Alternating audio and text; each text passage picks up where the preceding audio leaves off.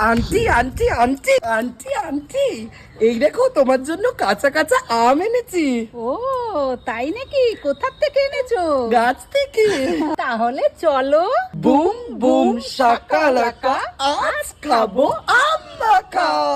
Sandy সোনা, নীলাঞ্জনা মা, situ বেটা আর প্রিয়াঙ্কা মায়ের জন্য বানিয়েছিলাম এই গরমে আম মাখা। তারপর আমটা ছুরির সাহায্যে খোসা না ছাড়িয়ে লম্বা লম্বা বরাবর কেটে নিলাম। নুন, চাট মশলা, চিলি ফ্লেক্স, শুকনো লঙ্কার গুঁড়োও দিতে পারেন এবং সব শেষে কাসন্দি দিয়ে ভালোভাবে মাখিয়ে নিলাম। বাস রেডি হয়ে গেল চটপটা আম মাখা। গাছের টাটকা আম আর সাথে যদি এমন ভালো মানুষেরা থাকে তাহলে খাবারের চটপটার সাথে জীবনেও চটপটা চলে আসে। দারুণ।